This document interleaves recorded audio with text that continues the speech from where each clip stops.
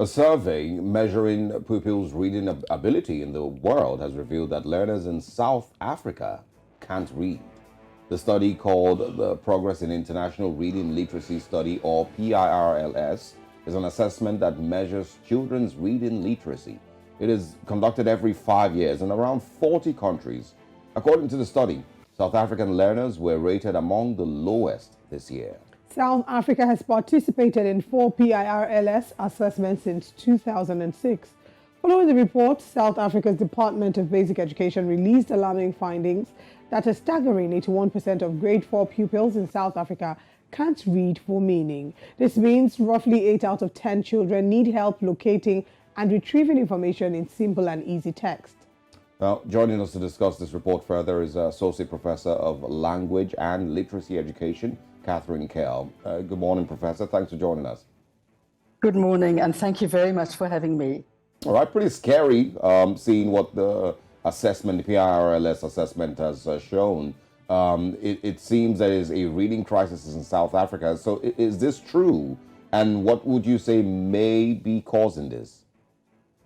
Okay, yes, there is very definitely a reading crisis in South Africa, without doubt. The results are shocking. But I would like to just put some words of caution in about the nature of the test itself. The test is an international test, and it's the passages which are given to children to write are complex passages. Often, with it's one passage which is used across the whole world, so it's used in all countries that take part in the test. And the test is developed in the US, and then in English, and then taken to the UK, where it's translated into UK English, and then it's brought to South Africa, where it's translated into South Africa's numerous languages. So the children do write the test in their own language, in the language not their own language, the language that they've been learning in for the first 3 years of schooling, and then they take the test in the 4th year, in grade 4, when they're 10 years old. So the difficulty is that the children have been learning they might be learning in their own language, but many children are not necessarily learning in their own language in the first 3 years of school, and they switch to English in grade 4. So they do take the test in their own language. Let's say they take the test in isiXhosa, because they've been learning for the first 3 years in isiXhosa. But the nature of the test is very difficult, and children in South African schools are not exposed to a wide, let's say, culture of reading. I have some problems with the term, but the children are not exposed to a wide culture of reading, and so they're not exposed to the types of texts that are being used in the test. The test, we find the test has a lot of problems in it. Intercultural translation. The linguistic translation is done, but the intercultural translation is quite complicated. The children have to do a fiction passage, and then they have to do a non-fiction passage.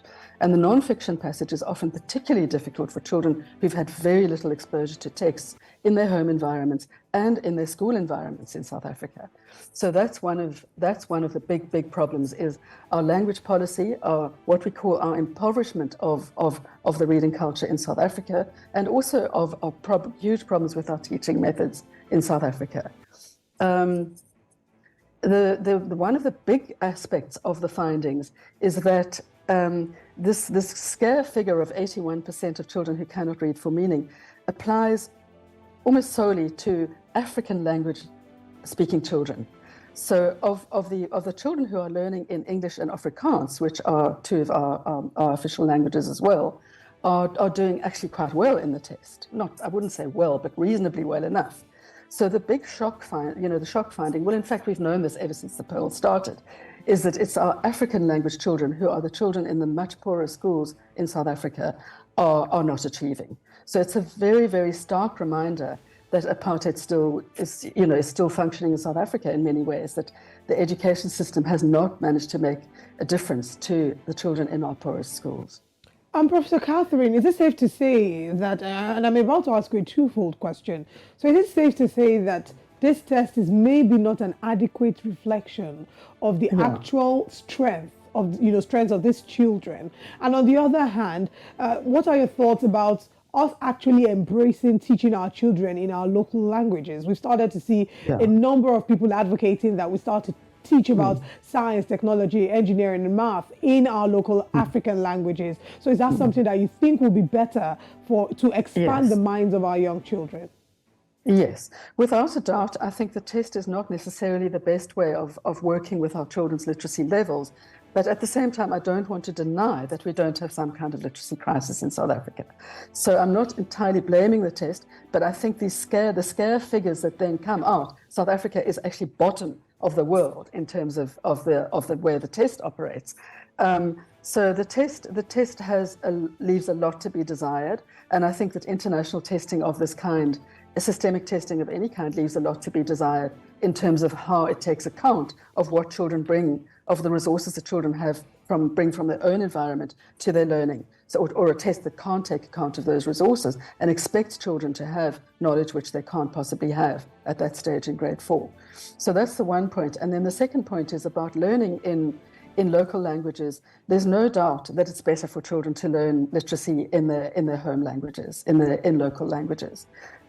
We have a huge problem in South Africa where many parents are paying out huge amounts in school fees to send their children to schools where they can learn in English right from the beginning. This is not the best arrangement for children, because children are thrown into an English environment when they don't have any English in their home environments. They don't have access to texts, they don't have access to English speakers around them, and so on. But we also know that accessing the kind of academic content that they have to start accessing from about grade 4 onwards, it's extremely difficult to do that in a language which is not your own.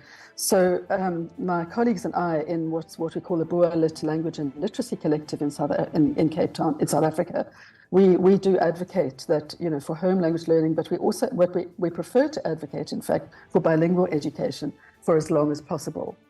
Yeah. There are small changes in South Africa, which are hopeful. The government is at last starting to acknowledge that it's important that children learn in their own languages.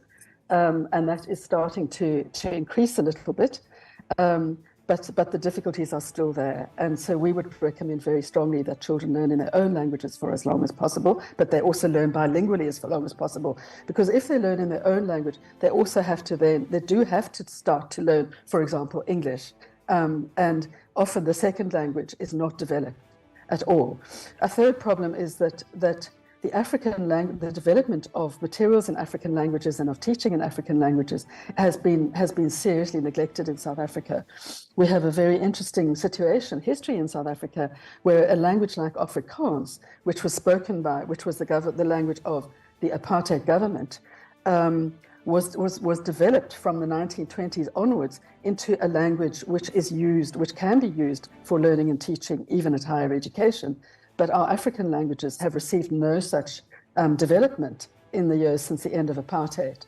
So it is an ironic, situation ironic factor in our situation, that as much as we would want children to learn in home languages, the development of the materials and the teaching methods and the teachers who can do so are not in place and will not be for a long time, even if the policy commitment or the commitment from parents was actually there.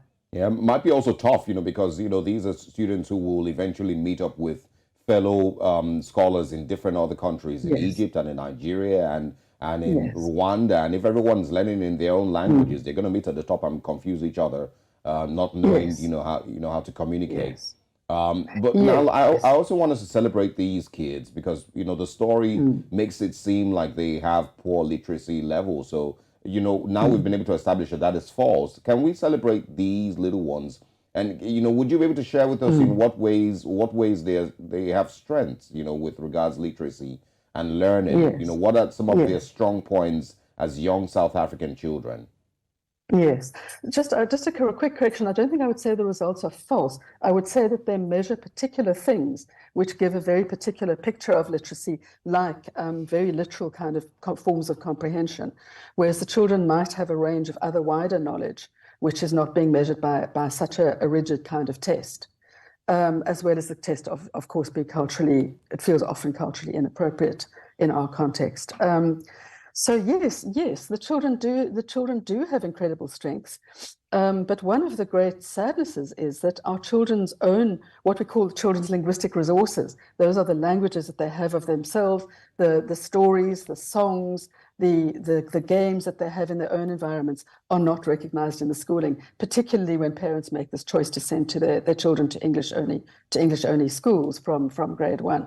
So the children do bring a wonderful wealth of linguistic resources, a wonderful wealth of skills and engagement in creative practices from their home environments.